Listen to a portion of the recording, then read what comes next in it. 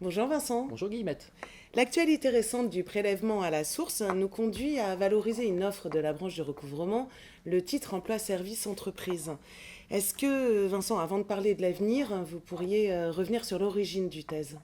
Bien sûr, donc le TES, le titre emploi-service entreprise, fait partie des solutions innovantes proposées par la branche recouvrement dans les années 2000. L'objectif, c'est de simplifier les formalités de déclaration et de paiement au cas particulier pour les petites entreprises.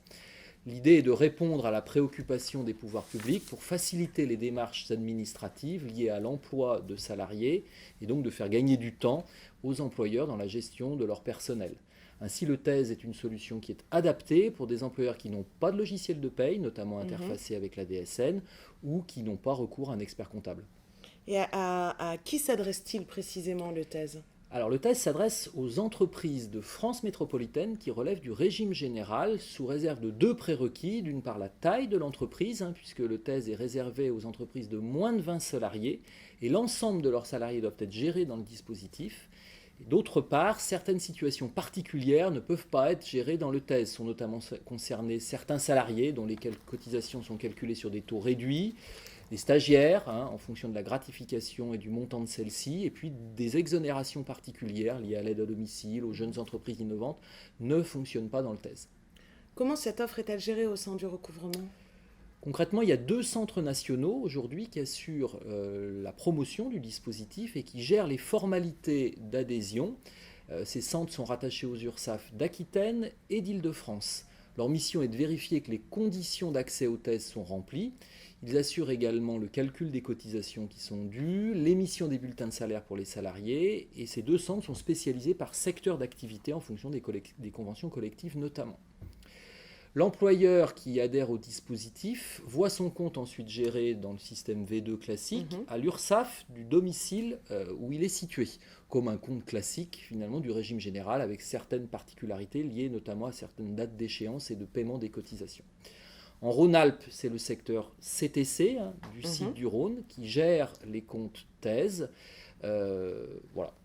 Est-ce qu'au-delà du TES, il existe d'autres offres simplifiées au sein du recouvrement ?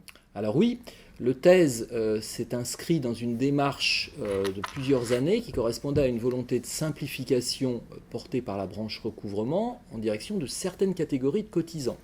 C'est le dispositif du CESU, le fameux chèque emploi-service universel, qui a initié cette démarche dès 1994.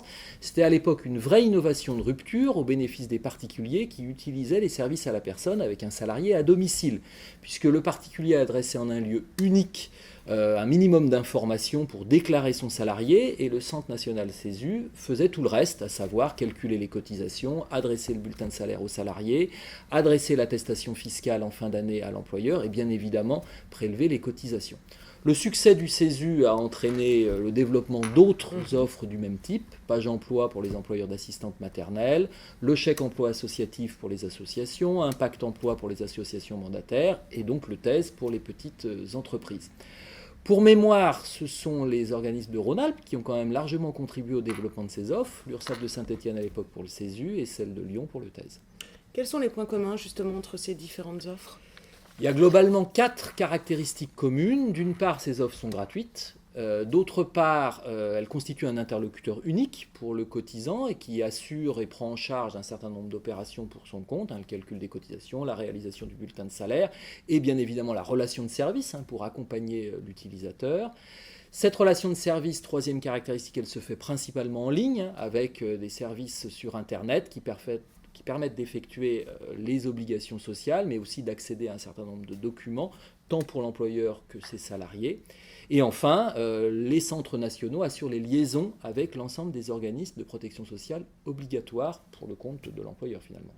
Pour revenir un petit peu sur notre actualité, en quoi par conséquent le prélèvement à la source impacte le TES ?